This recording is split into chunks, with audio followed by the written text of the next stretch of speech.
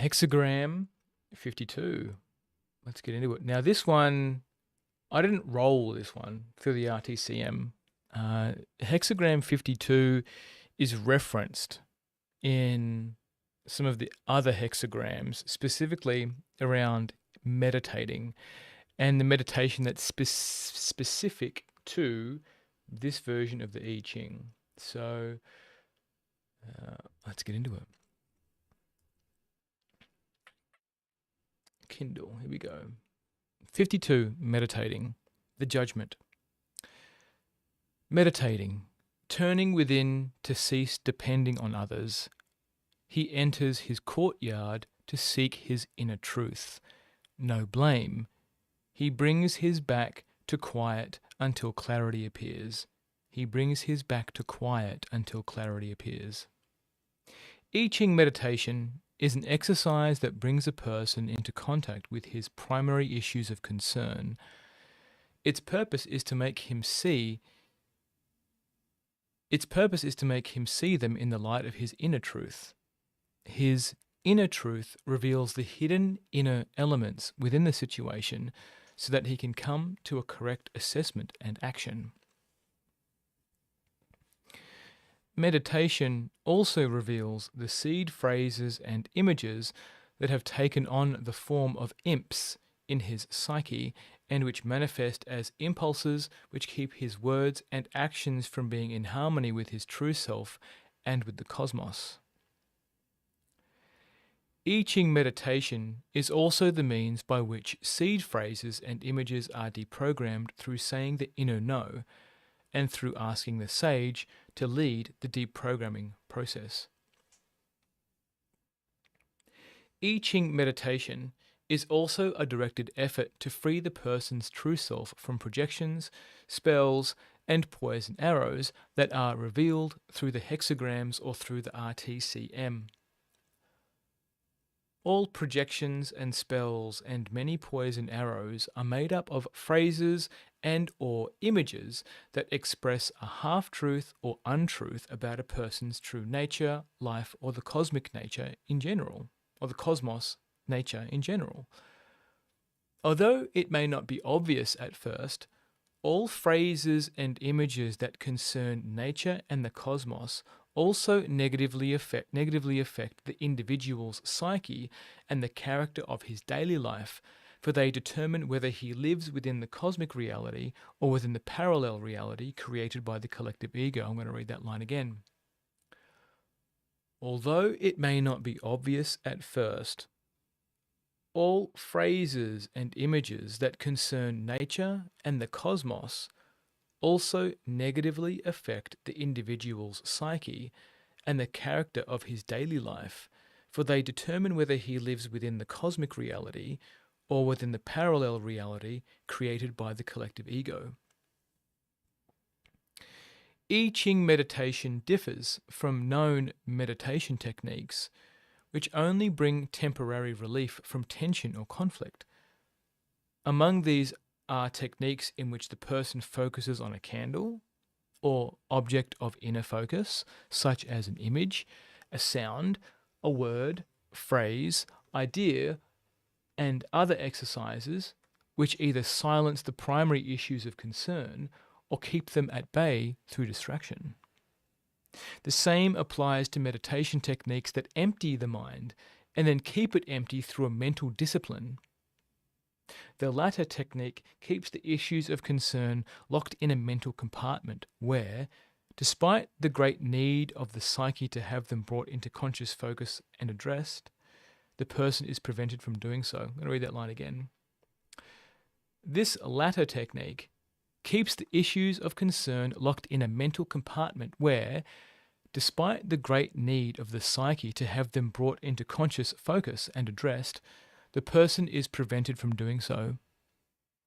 Guided meditations, except for the purpose of deprogramming, in which the person is led to visualize images, encourage fantasies instead of helping him access his inner truth.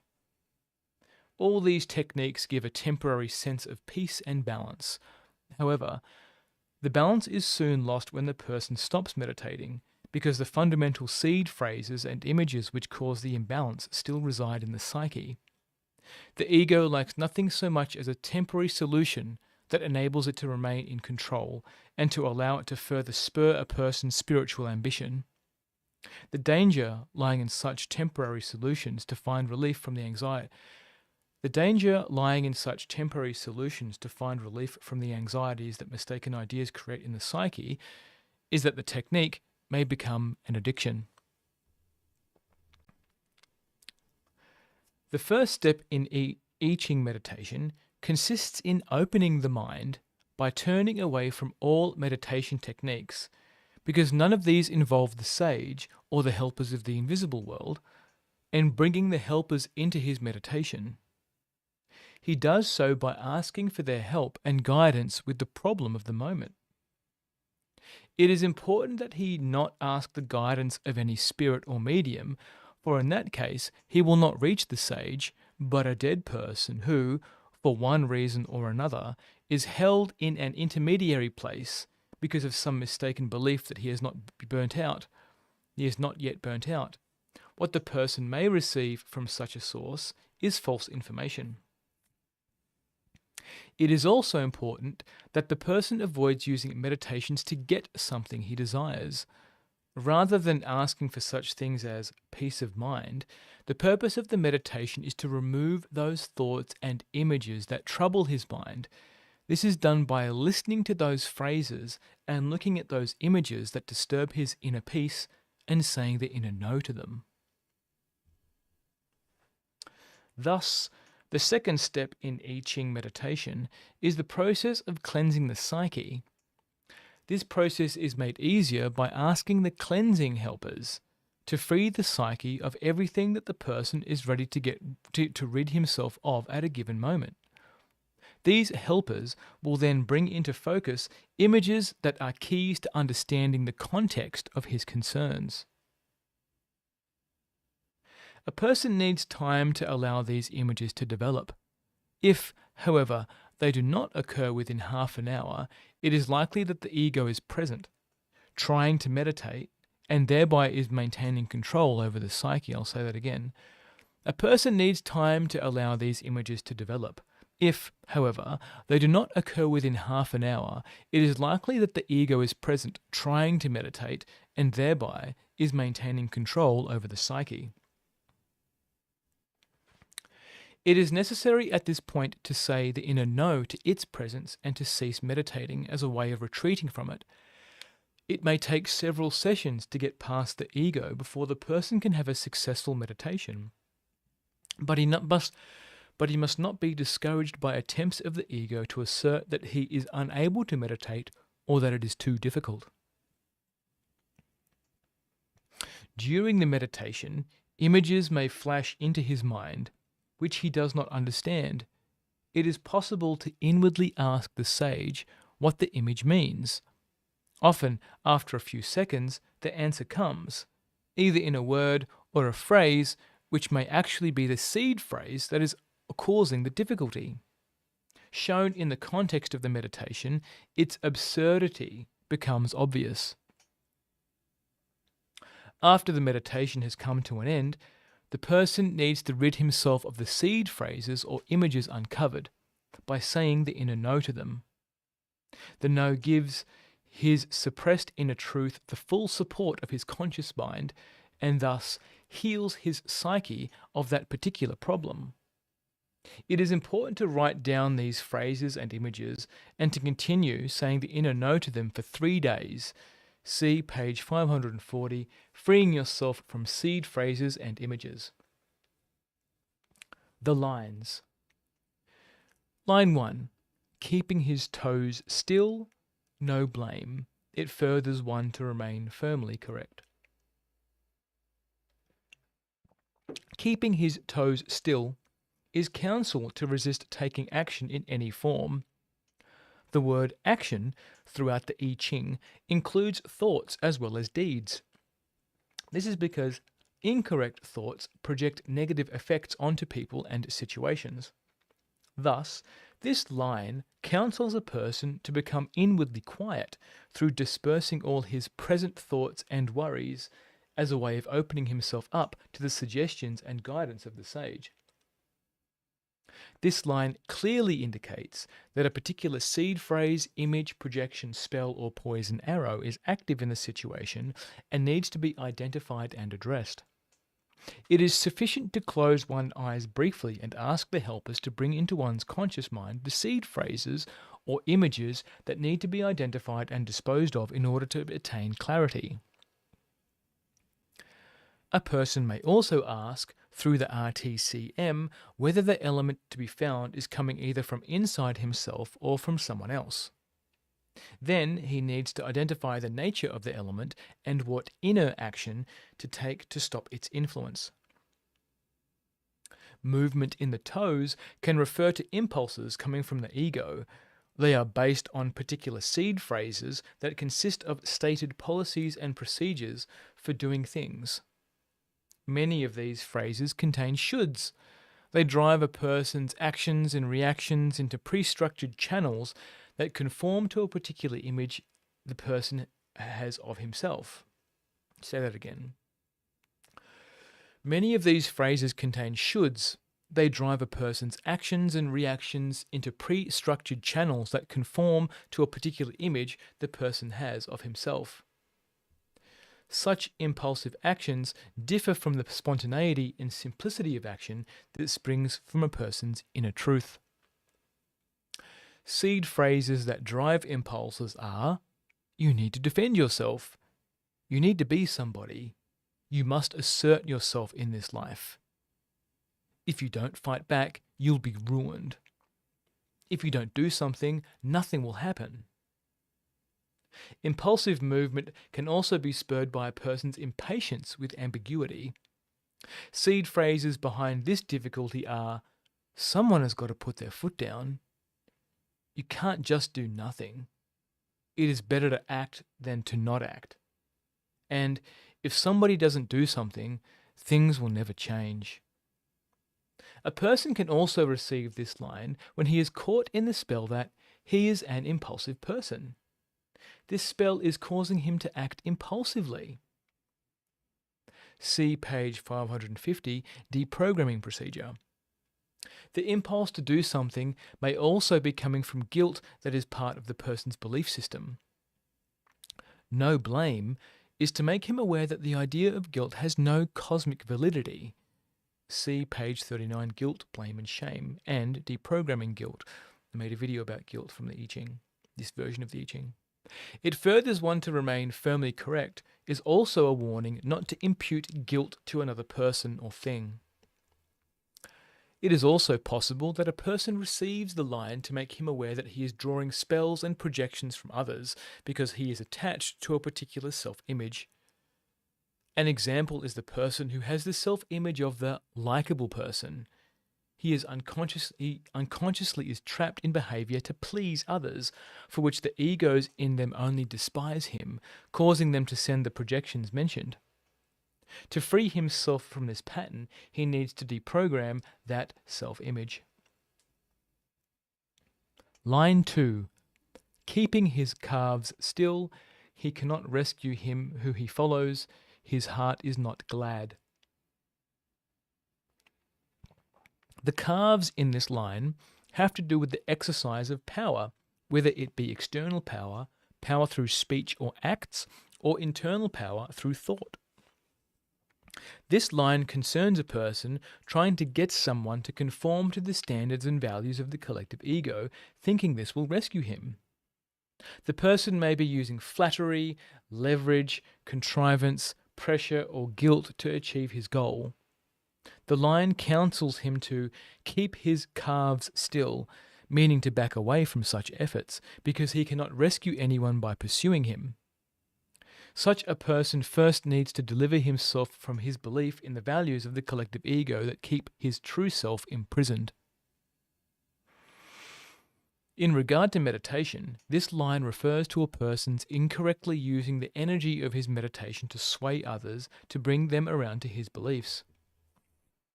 Such intentional efforts are not in harmony with the cosmos. he needs to say the inner no to such a practice. His heart is not glad refers to a person who wants to be rescued by another. He holds the idea that he is incomplete in himself and that there is no help other than what people can give.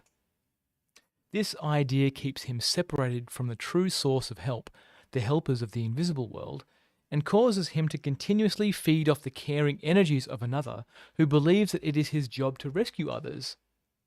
The person who acts on the self-image of being a rescuer unconsciously projects his doubt that others lack the resources within themselves for their recovery.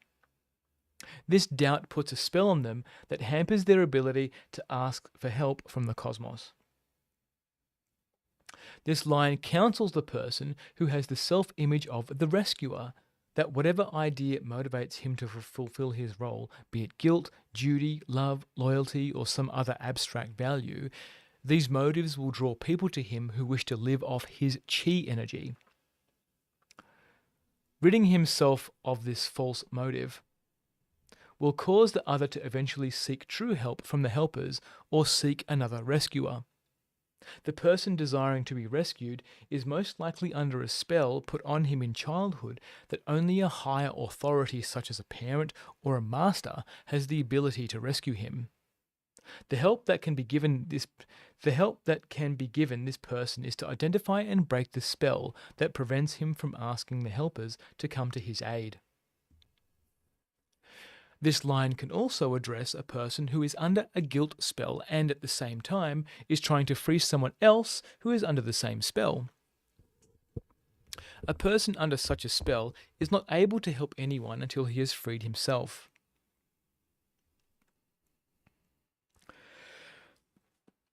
Keeping the calves still also refers to forcing the body into uncomfortable positions with the idea that doing so is the correct way to meditate. Such efforts come from beliefs that the body is the source of evil and must be disciplined with force if one is to achieve spiritual development. This idea falsely divides one's wholeness into mind and body, with mind spirit seeking mastery over the body,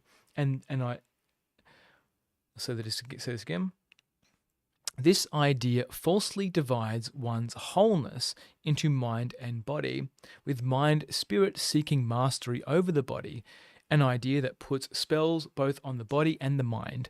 The goal of meditation is not mental or spiritual control over the body, but ridding oneself of spells such as these that prevent one's inner harmony.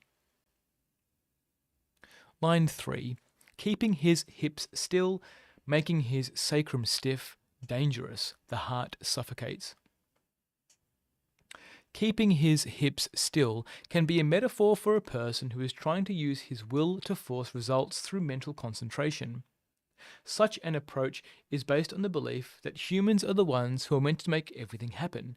It therefore excludes the helpers.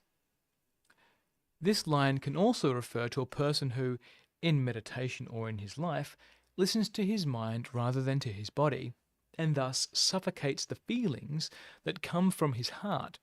As a consequence, his heart cannot find rest, a condition that leads to exhaustion and to heart problems.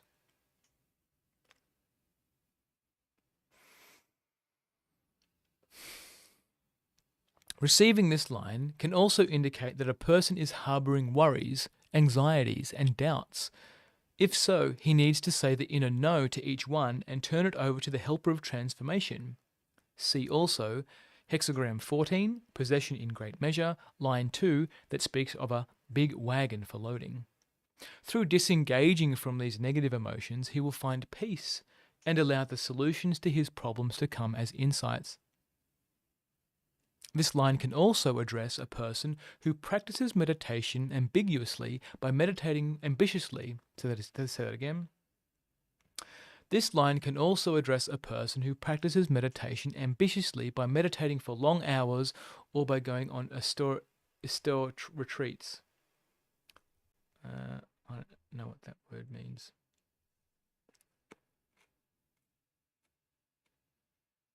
Oh, like austerity. Severe or strict in manner or attitude, he was an austere man with a rigidly puritanical outlook. Or living conditions or a way of life, having no comforts or luxuries, Conditions in the prison could hardly be more austere. Having a plain and unadorned appearance. Yeah, great. Severe. Going on severe retreats, okay, or sensory deprived retreats. The sage retreats on the presence of all ambition, and whenever a person decreases his dignity by taking on a servile attitude toward anything or anyone else he perceives as higher than himself. The person may believe that his efforts will please or impress the sage, as would be the case with a human teacher or authority. The help the sage gives is meant to free his true self from its arrested development during childhood, to grow up to maturity, say that whole line again. The help the sage gives is meant to free his true self from its arrested development during childhood, to grow up to maturity, which includes validating his original completeness. It does not seek to keep him in an inferior position, typically of the feudal mindset. The inner no needs to be said to such practices and to the belief that is behind them. The line can also warn a person not to throw his dignity away to save a relationship that is dominated by the ego in his partner. He needs to say the inner no to his partner's attempts to make him feel guilty, and to withdraw so as not to feed the ego with his chi energy until the other has corrected himself. The line can also refer to a person who is trying to prolong his life in a body beyond his time. In doing so, he oversteps the cosmic limits that apply to humans. Living in a body is not a matter of right, but a cosmic gift and part of a person's life experience.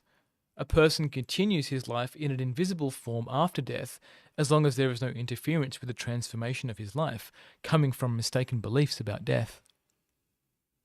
Line 4. Keeping his trunk still, no blame. Keeping his trunk still counsels regular examination in meditation where the heart is in relation to the rest of the body, whether it is neglected by paying attention only to the mind, to one's looks, to one's physical condition, etc.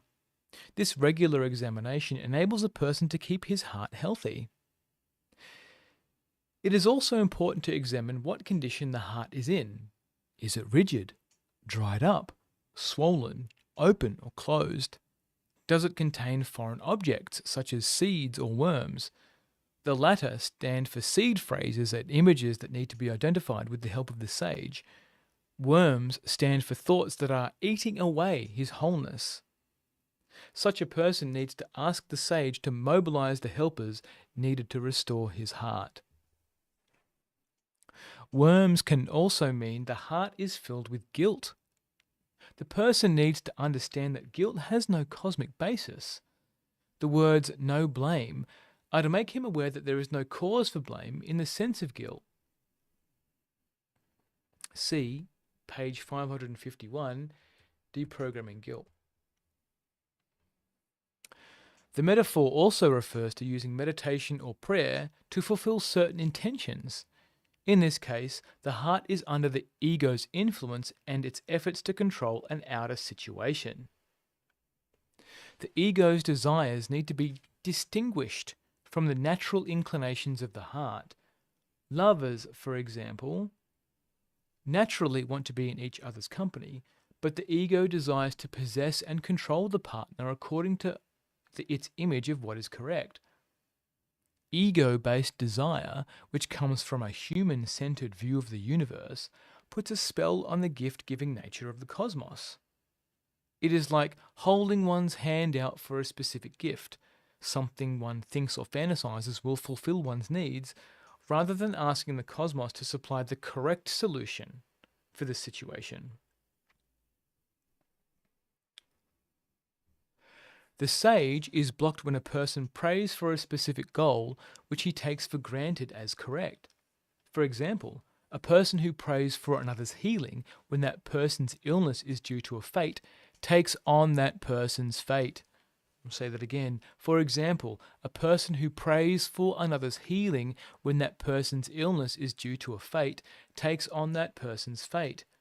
In regard to praying for peace, Such praying bypasses the essential inquiry into the inner causes of the conflict. Only through such inquiry can a person address these causes and say the inner no to them, thus initiating transformations. I have so much contemplation on this. The inner no also penetrates to other people's true selves, strengthening them to stand up to the ego in themselves. Praying for peace only serves the selfish purposes of returning the situation to non-threatening and non-harmful, so that the person may feel comfortable about it. When the ego controls meditation, it seeks to have esoteric experiences and to turn the meditation towards its specific goals. This blocks the sage coming with insight and help. Keeping his jaws still. When the words have order, remorse disappears. Keeping his jaws still counsels a person who is being pressed by the ego's fears, doubts, feelings of guilt, desires, impatience, or other causes of restlessness to hold back from speaking until he has freed himself from these elements in meditation. So long as he allows them to operate in his psyche, his words and actions create negative results. The words have order and remorse disappears when he has eradicated these unruly elements. This line also counsels a person to be careful that his words correctly describe the intrinsic worth of things and not only describe what they appear to be. See page 479, Hexagram 58, The Joyful. The person is facing a problem that has been caused by the slanderous use of a word, which needs to be identified and deprogrammed as a spell. The line can also address a situation in which one person diminishes another's sincerity as by distorting what he says or treating it as trivial or banal. The correct response is to say the inner no to the other's action, turn the matter over to the cosmos, and inwardly retreat from the situation.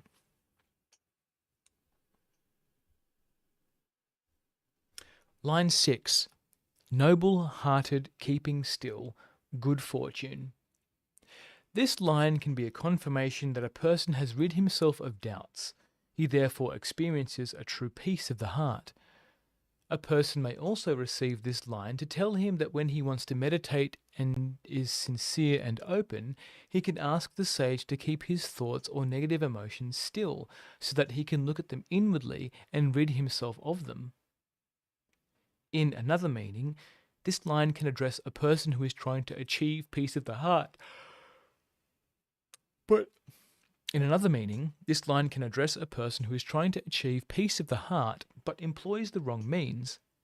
He lets another off the hook of his ego behavior instead of saying the inner no to him. Doing this means acting from the self-image of the noble-hearted person. Such behavior shows that both people are caught in a codependency in which the two egos support each other. Codependencies are based on spells and can be resolved by ridding oneself from these spells, then good fortune can come.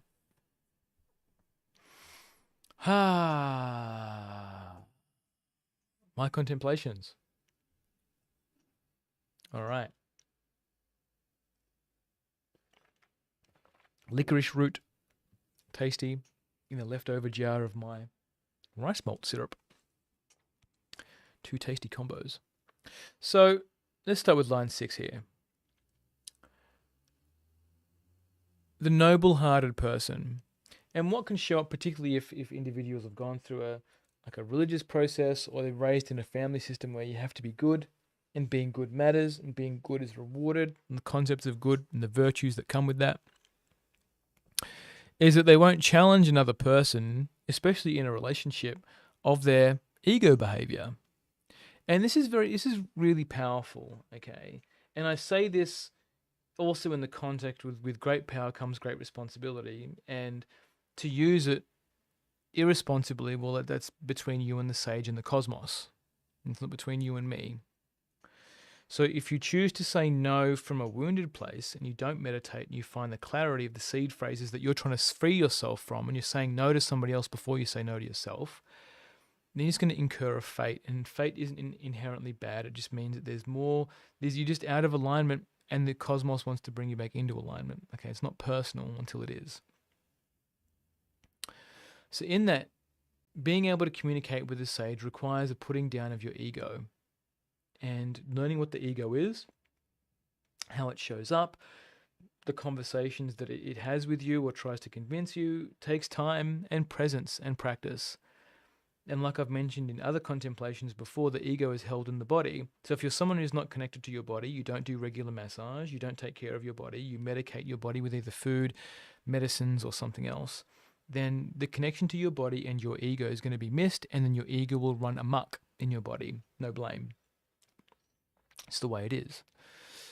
Line 5, the line can also address a situation in which one person diminishes another's sincerity as by distorting what he says or treating it as trivial or banal. The correct response is to say the inner no to the other's action, turn the matter over to the cosmos, and inwardly retreat from the situation. So the ego in retaliation and vindication and self-righteousness is very apparent, particularly in the online space, or when you're communicating through non-verbal means, even in verbal means. The part of you that wants to retaliate, right? So learning how to feel the body and that part of you that wants to retaliate, knowing whether it's become an ego emotion or not, is the pivot here. So the more you can give yourself permission to be blind rageful, like hatred rageful, which is what I help a lot of clients with when they're ready, is confront their rage and be with their rage. And this is part of the lower self. Very different from shadow work. It's different.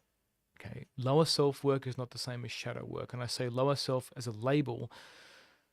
As the disintegrated, there's the unintegrated animal components, the unintegrated animal part of you, which you've shamed and guilted into non-existence. It exists and it affects your relationships and the alignment of your life. So by helping someone get present to just how angry and rageful that they can be, then you have space around being able to catch ego emotion, ego rage, and ego hatred in the moment. So you can just, oh, that's that. Cool. I feel that. It's coming up. It's bubbling. What do I need to do? How do I want to be here in this moment? Great. I'm just going to say an inner no to this person's action and then go about my business. I'm going to walk away from the conversation. I'm not going to engage their ego, because that's also, I can't remember which hexagram it speaks to, but it speaks to do not engage in the other person's ego. If you know that the other person's ego is going to come at you, there's no need to engage in it. Just say an inner no to it and let the helpers take care of it. It's profound, okay? You can do this to anybody on the planet. It can be done. Right? Again, if the sage and the helpers detect any ego in it, or that you're trying to control the other person, or whatever it is, then they'll retreat. The inner no also penetrates to other people's true selves, strengthening them to stand up to the ego in themselves. Praying for peace only serves the selfish purposes of returning the situation to non-threatening and non-harmful, so that the person may feel comfortable about it. Oof, got some feels on this one, right? Now, being raised in a Christian household that was full of prayer, actually, Christian, Sai Baba, Hindu, bit of Buddhism, a few different branches of Christianity, Presbyterian, Baptist, Pentecostal, Anglican, fucking you name it. Didn't do any of the hardcore ones like Mormonism or Seventh-day Adventists, but the other ones. And praying, you always had to pray. Pray for this, pray for that. I'll pray for you, I'll pray for this, I'll pray for that. Pray, okay? And I mean, if you go by the Bible, prayer is a silent act between you and God. But what happens is prayer becomes a performance. It becomes a virtue. And I'll pray for you. I prayed for you. And when you're paraded in front of news articles and things online talking about wars all over the world and yada, yada, yada, then you pray for these things because you feel what? Guilt, shame, threatened. What if that was me? You know, the leaky empathy that happens. It's like, well, say the inner no to whatever the root of the cause is, right? But you got to do something, John. Sure.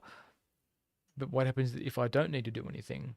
what happens if yet it's another attempt at trying to control the cosmos, the human-centered view of the universe? Oh, John, it's easy for you to say because you live in an area of the world that has no war. Yeah, that's true. No blame.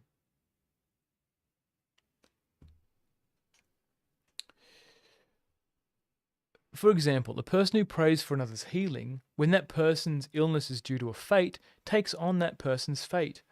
In regard to praying for peace, such praying bypasses the essential inquiry into the inner causes of the conflict. That is right. Right? So, who are you, what's the intention behind it all? If it's to make you feel better about yourself, it's not about the other person. It's about you. I don't want the other person to die. Yeah, it's because you're afraid of feeling the grief. I don't want the other person to be sick. I hate when I see other people feel sick. That's you still. It's all about you, right? Rather than asking the cosmos to supply the correct solution for the situation. In this case, the heart is under the ego's influence and its efforts to control an outer situation. The ego's desires need to be distinguished from the natural inclinations of the heart. Lovers, for example, naturally want to be in each other's company, but the ego desires to possess and control the partner according to what's its image of what is correct, right? I see this in the polarity space. People who go on and on and on about masculine and feminine. The performance. So in their heart of hearts, they might be with the incorrect person, but they're trying to force it through masculine and feminine polarity. Connect to your true self. Are you two actually meant to be together, or are you not? Maybe there's some hard truths that you're avoiding. So in that, the desire to control and possess can come through in the religious practices of got to marry, got to do this, can't get divorced, right? Just forms of control. Worms can also mean the heart is filled with guilt. The person needs to understand that guilt has no cosmic basis. The words no blame are to make him aware that there is no cause for blame in the sense of guilt. So in this, okay, there's a distinction between remorse and guilt. And this was an epiphany for a few of my clients, actually, the distinction between remorse and guilt. Remorse is the initial label that we give a sensation. There's something that's incorrect. Right? Something that's out of alignment. Okay, there's that thing. The ego gets a hold of it and turns it into guilt. Right? Like the part of you that wants to end a relationship. Right? The part of you that wants to say something that could be harsh to a partner. Right? The part of you that wants to quit a job or start a new job or leave someone that you feel like you need to be loyal to, okay? Guilt isn't a thing, all right? Watch the guilt video if you haven't already. The line can also refer to a person who is trying to prolong his life in a body beyond his time. In doing so, he oversteps the cosmic limits that apply to humans. Here we go. This is a really important one. And from someone who's come from the transhumanist movement, and for those of you that don't know, the transhumanist movement is all about that nature is bad, nature is inherently bad, and it is in man's best interest to overcome nature by whatever technological means that's possible, which includes death. Death is a symptom of being in a body that is incorrect. The telomerase, come to a word, telomores, I'm not going to go there. Basically, humans deserve to live forever, and by whatever means, man for centuries has conquered nature, has proved nature wrong. Has it, though? Has it? Really? Therefore, we must dominate nature, which includes ectogenesis right now, includes all kinds of fertility treatments where we beat nature. We can do it because technology says that we can. You can look at it however you want to look at it. But in this line can also refer to a person who's trying to prolong his life in a body beyond his time. Limitation. And if it's your truth to study these longevity treatments, then fantastic. But if you're doing it again out of fear, out of a fear of death, out of a fear of the life cycles of life and death, then you're going to incur a fate. And the fate shows up in most likely your relationships. This line can also address a person who practices meditation ambitiously by meditating for long hours or by going on austere retreats. So Vipassana, I've made a video on my YouTube about Vipassana. Okay, something to try out. I recommend it. But if you're going to stick to it, I don't recommend it because it punishes the body. Punishes the body. And if you look at the videos or the contemplations of the guy, Goenka, I think his name is, now you can see he's not happy in his life. He's not fit. Right? He doesn't look like a healthy person full of vitality. And their relationship, his wife on his other side, certainly don't look like they're full of vitality and life. She looks like she's being punished to sit there, and he thinks he's come up with the next best thing for helping people with their problems. Maybe. But it's not. It will not help you because the meditation practices require to continue the practices, like sitting still for 2 hours and listening to the body. I think in the first 4 days of the silent retreat, the first 4 or 5 days, I had my breakthrough, right? And after that, I was just punishing my body. I wasn't getting anything else from it. People do this for years, right? Punishing the body because to receive this higher information. What did I want to add there? May all beings be free. May all beings be free by sitting still in meditation for 5 hours. Seriously. The help the sage gives is meant to free his true self from its arrested development during childhood to grow up to maturity, which includes validating his original completeness. This is the crux of a lot of my work. The relationship issues, arrested development during childhood. And it's arrested development in the context of your parents didn't know how to help you develop. Your parents did not know how to help you to develop, including if their relationship was falling to pieces or was unstable or in disharmony, then that's going to arrest your relational development. So a lot of illnesses in the body come from this incompleteness that you feel by this arrested development. All these unexplained illnesses that have no real root or origin. The science is still guessing for all illnesses. They're guessing still. What causes the hiccups? What causes the headache? What's the mechanism for action for, hemorrhoids? Yeah, cool, you pushed too hard. But what's before that? What's the thing before you needing to push too hard? Is it diet? Is it lifestyle? Is it something else? But an injury to your arm, your neck, your head, your eyes, these things are initially psychosomatic, meaning they develop in the psyche first. Then the body expresses it. When you ignore the psyche by ignoring meditation and ignoring being present to what the world, the cosmos is attempting to communicate to you, you miss out on all the wisdom. You miss out. Or you spiritually bypass it. You catch it and then you don't deal with it constructively. You bypass it with prayer or something else. Keeping his hips still can be a metaphor for a person who is trying to use his will to force results through mental concentration. Such an approach is based on the belief that humans are the ones who are meant to make everything happen. It therefore excludes the helpers. Right? Can you imagine all this manifesting bullshit? Right? You're not manifesting hard enough. Really? Think harder. Believe and you shall find. Right? I know Joe Dispenza's work, and there's a lot of people out there, a lot of gurus that speak to this, but they're all part of the collective ego construct that parallel reality. If you just manifest hard enough, is it even for you, or are you doing it out of fear? Is it even for you?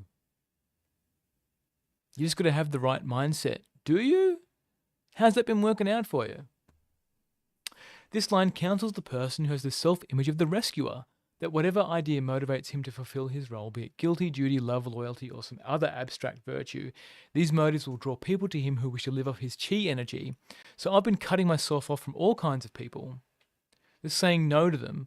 And when I go through these phases of saying no to them, a few rounds of people come through just to double check to make sure that I'm actually saying no to this energy, this rescuer, that I have all the answers. Come to me, I know. This identity of, I've got the answer for you. I can help you. I'll show you the way. right? Because it's a self-image that I got from childhood, being the eldest. You don't have to be the eldest. But the one that has the solutions, that gets things done, who's disciplined. The same image followed me into the corporate world, where I rapidly got a bunch of promotions purely because I was the rescuer. I'd jump in there, I'd stay back late, I'd do the hard yards, I made sure that the correct people were looking when I was doing it, right? Performative, right? Got me a great career, got me a house, which I ended up selling at some point, selling a couple of years ago. But it was a false life. It wasn't my life. And I'd be forever drained. Be drinking coffee. I'd be having like 3 or 4 cups of coffee a day, eating sugary biscuits, just because everyone was living off my fucking chi, right? And then the same thing transitioned into my relationships, where I'll be the rescuer in relationships. People living off my chi. When you become aware of where your chi flows, you can detect the people who are living off your energy, and you can just say no to them. And then they're forced to have a look at, oh my God, it'll happen to them. And I've been doing that to all of my entire assortment of people that are connected to me. I did an audit. So many people are being confronted with this truth that their reality is crumbling. Many of these phrases contain shoulds. Oh, have I gone too far? No. Many of these phrases contain shoulds. They drive a person's actions and reactions into pre-structured channels that conform to a particular image the person has of himself. Such impulsive actions differ from the spontaneity and simplicity of action that springs from a person's inner truth. Okay, this is great. Okay? So you might hear in the personal development world that you should respond and not react. First of all, bullshit.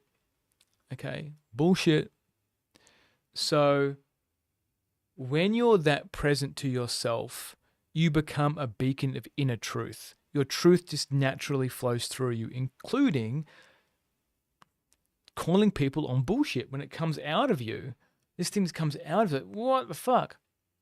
You just know it's your truth. So yeah, cool. I don't need to defend this. Just do it, whatever the thing is. So such impulsive actions differ from the spontaneity and simplicity of action that springs from a person's inner truth. It's a different frequency of action. It's a different frequency of being you. And it's grounded, and it's penetrating, and it's got a combined inner no and a inner yes to it, because you're saying yes to yourself and no to what the other person's doing, right? The same thing happens in physical intimacy, right? When someone touches you when you're not ready to be touched, do you, oh, wait, I need to wait to respond. Let me just check in. No, you slap their hand away, right? That's slapping their hand away or coming face to face with them and saying, hey, I didn't ask for that, right? That's action springing from the inner truth, okay? The image of the unshakable monk is bullshit. Again, right? Someone's beating you over the face. Yeah. I'm untouchable in this place. Right? Again, this is an ascetic practice that denies the true self. It just incurs a fate. It is important that he not ask the guidance of any spirit or medium, for in that case he will not reach the sage, but a dead person who, for one reason or another, is held in an intermediary place because of some mistaken belief that has not yet burnt out. What the person may receive from such a source is false information. So here are all your channelers, okay? All your channelers. Some channelers and mediums are particularly good, and they know how to help someone reframe that mistaken belief about death, and they can move on.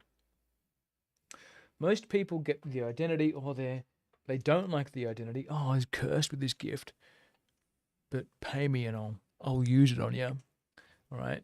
So this love-hate relationship with being able to communicate with the invisible people, and this is a leaving pattern from the 5 personality patterns. A leaving pattern person is adept at being able to communicate with things behind the veil, purely because they're not grounded, and their body has space for other things to come into it. and things that are behind the veil love feeding off the chi of people that are ungrounded, right? So there's an exchange that happens there. The person feels important because they're special, they're being contacted by something behind the invisible world. And then the thing that's contacting them is, yeah, I get to feed off you, I get to exist in your mouth, in your mind, in your being. I'll have that for a little bit. Not necessarily being conscious of it, but that's what they do. So I don't channel anymore. I don't do any of that stuff. I don't need to divinate anymore. All that stuff is an older iteration of me that is no longer relevant for where I'm taking my clients and where I'm going. All these techniques give a temporary sense of peace and balance. However, the balance is soon lost when the person stops meditating because the fundamental seed phrases and images which cause the imbalance still reside in the psyche. The ego likes so much as a temporary solution that enables it to remain in control and to allow it to further spur a person's spiritual ambition. The danger lying in such temporary solutions to find relief from the anxieties that mistaken ideas create in the psyche is that the technique may become an addiction. Oh, I haven't done my ice bath today. Haven't done my meditation today. Haven't done this thing today. So yeah, I've got to meditate. Oh, I've got to meditate, right? Got to go sit in the sauna, got to go do my prayer. All of those things, and I'm making a post about this, someone who doesn't deal with the neuroticism in their psyche just replace whatever the action was or habit was with something else. Whether before, if it was relationships, then it can become kids, then it can become nutrition or health or fitness or the truth, or something else. You just replace the neuroticism if you don't look at the deeper issues within the psyche. The ego loves that. Cool, I need to be entertained. I can see you're working out your relationship stuff. I might just pick something else now. What about some drama in the world? Yeah, but why don't you concentrate on saving the world or saving a tree in your local neighborhood or doing something else? That seems like a virtuous thing to do that you can brag about. So I've got friends that have meditated for a long time, and when they don't meditate, it's like a crack addict. So I've got to meditate. I've meditated. Oh, if I'd started my day with a meditation, I would have been fine, right? You don't. When you become present to your body, you're a walking meditation, right? You're a walking meditation.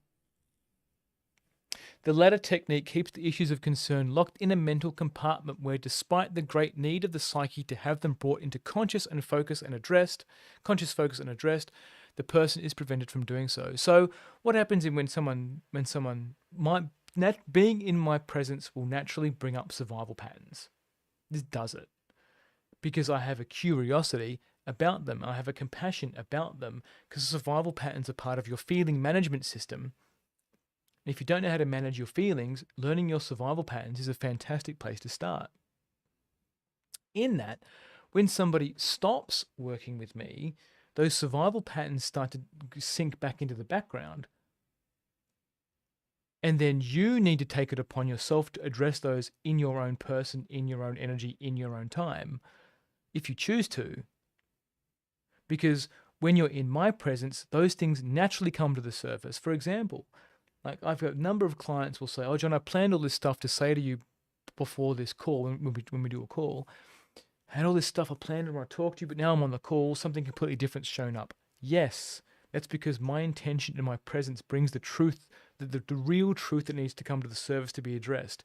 Whether it's a feeling, conversation, whatever it is, that the truth, when somebody is embodied in their truth, it naturally brings out the truth in the other person that needs to come forth. They're compelled to speak the truth, right? The confession. And once the psyche once it's been brought into consciousness and conscious focus and addressed, everything else shifts. It all shifts. Once the feeling that needed to be felt was felt, once the seed phrases have been identified, or the images or the imps or the demons or the dragons have been identified, everything else shifts. The things that were initially going to be of so importance that need to be dealt with dissolve.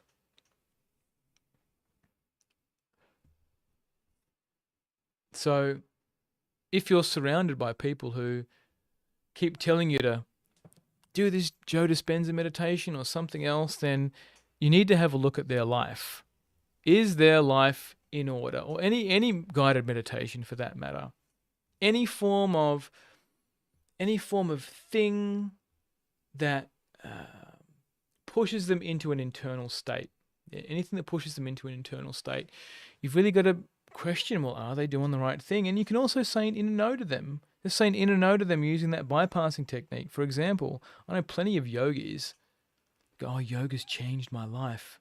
Relationships still suck. Cool. Say no to the no, saying the inner no, and talk to the sage in the other person's presence. Like, hey, this person, their yoga practice, done. If I scan through my friends list, cool, got somebody else. That thing that they're doing.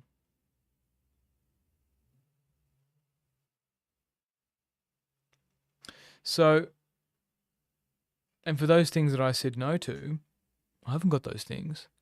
Stop going to the gym. I haven't smoking weed since my teenage years, or my 20s, mid-20s. Don't have weed as an issue. I'm bypassing my feelings with weed or trying to connect to my creativity with weed. But you can say the inner no to anything and just let go. Stop looking for it. Stop looking for the results. Let the helpers do their thing. But saying the inner no for a number of days is really important. 3 days. 3 days. And then, and it's a casual thing that you can do. You don't have to be neurotic about it. But the more you listen to your body, the more you just naturally get guided to wherever it is you need to go. That's what I got for you. 52.